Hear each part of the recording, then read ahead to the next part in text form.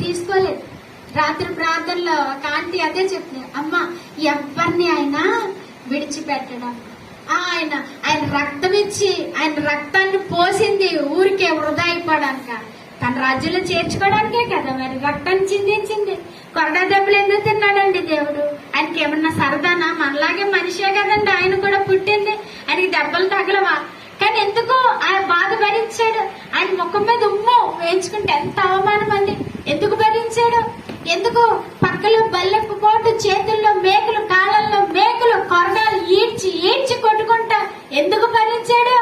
వీళ్ళు నరకలో పంపడానిక కాదు, నా బిడ్డ పరలోకం రావాలి అని చెప్పి ఆ రీతిగా ప్రాణం పెట్టిన దేవుడు ఏం చేస్తాడంటే ఆ చావు వృధా అయిపోకూడదు, ఆయన శిలువ మరణము వృధా అయిపోకూడదు. ఖచ్చితంగా ఏ మనిషి కొరకైతే చనిపోయాడో ఆ మనిషిని ఎక్కడ చేర్చాలనుకుంటాడు దేవుడు? పరలోక రాజ్యము చేర్చాలి. ఆ పరలోక రాజ్యం చేర్చడం కోసమే కదా చనిపోయాడు ఆయన. మధ్యలో ఇంకెందుకు చంపే భార్య గాని పిల్లలు గాని ఒకవేళ ప్రార్థన చేస్తే చంపేస్తాడు దేవుడు? తన బిడ్డ తన దగ్గరికి రావాలంటే ఆ అనుభవం ఆయనకు అవసరం కాబట్టి ఆ అనుభవంలోనే దేవుడు ఉంచుతాడు. ఎవరిని కూడా దేవుడు నరకానికి పంపడానికి ఇష్టపడడు. ఏ ఒక్క పాపి నశించుట అని యొక్క చిత్తము కాదు, ప్రతి ఒక్కరూ పరలోకి వెళ్ళాలనేది ఆయన ఆశ, ఆయన తాపత్రయం. కాబట్టి మీరు జాగ్రత్తగా బ్రతకాలి. ఎలా బ్రతకాలి అంటే ఎలాగో ఓడిపోతున్నాం కదా, ఎలా పడితే అలాగే ఆడేద్దాంలే అనుకుంటే కుదరదు. ఓడిపోయి వాళ్ళు ఎలాగాడతారు తెలిసి అలాగే ఓడిపోతాం కదా, పాయింట్లు లేవు, ఇంకా వాళ్ళు వెళ్ళకపోతే పోయిందిలే గేమ్ అని ఇష్టం వచ్చినట్టు ఆడేసి తొందరగా బయటకు వచ్చేద్దాం అనుకుంటారు. అలా ఉండకూడదండి. మనం ఒక 90 పాయింట్లు కోల్పోయిన 10 పాయింట్లు ఇంకా ఉన్నా సరే ఆ 10 పాయింట్లు మీరు ఆడారంటే మీరు విన్ అయిపోతారండి. హల్లెలూయా. అంటే మన జీవితంలో ఈ ఆటల్లో కుదరదులేదు, మన జీవితంలో చెప్తున్నాం.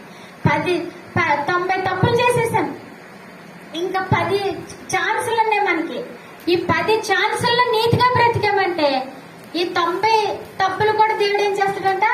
కొట్టేసి ఆ 10 నీతి కార్యాలను బట్టి, లేకపోతే ఆ 10 పాయింట్లు నువ్వు కరెక్ట్ గా బ్రతికావు కాబట్టి ఆయన పరలోకానికి చేరుస్తాడంట. కాబట్టి మీరు ఎలా బ్రతకాలి? జాగ్రత్తగా బ్రతకాలి. ఎలా బ్రతకాలి? జాగ్రత్తగా బ్రతకాలి. ఆడేసేళ్ళంటే అబద్ధాలు ఇంకా ఆడుతానే బ్రతుకుతామంటే అనుకోకండి. ఏసయ్యా క్షమించయ్యా, అబద్ధాలు ఆడాను క్షమించయ్య, ఇంకా అబద్ధం ఆడనయ్యా, నాకు శక్తినివ్వయ్యా అని ప్రార్థన చేయి. ఆ వ్యాపారాలు వడ్డీ వ్యాపారాలు, సార వ్యాపారాలు, ఏ దుర్వ్యాపారాలు చేస్తాను ఇంకా ఎలాగో చేసేసాం కదండి, ఇంకా ఎలాగో బతుకుపోయినట్టే, ఇంక ఇదే మరి ఏం చేస్తాం అని అనకండి. ఇంకా మీకు దేవుడు భూమి మీద ఉన్నారు మీరంటే మీకు అవకాశం ఇచ్చినట్టే. లేక ఇప్పటికన్నా విడిచిపెట్టండి, ఆ దుర్వ్యాపారాలు విడిచిపెట్టండి. మీరు జీవితకాలం చేసినటువంటి ఆ వ్యాపారాన్ని బట్టి దేవుడు తీర్పు తీర్చడం, ఈ కొంతకాలం నీతిగా బ్రతుకుతారు చూడండి, దీన్ని బట్టే మీకు తీర్పు అనేది వస్తుంది. ఇంతకాలం చాడీలు చెప్పుకుంటూ వాళ్ళని నిందిస్తూ వాళ్ళ జీవితాలు వీళ్ళ జీవితాలు ఎత్తి చూపిస్తూ బ్రతికే ఇదే అలవాటు అయిపోయిందండి. అమ్మ నోరు ఆగుతుందేంటి అని అనకండి.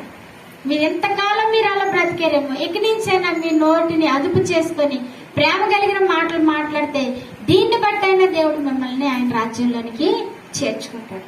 అర్థమైందా? తప్పులు చేసేసా, ఇంకేది అయిపోయింది మా జీవితం, ఇంకేమీ లేదు అయిపోయింది అని అనుకోకండి సుమా. మరి 3 భార్యల జీవితాల్లో ఏం చేస్తాడండి దేవుడు? చిగురింప చేస్తాడు.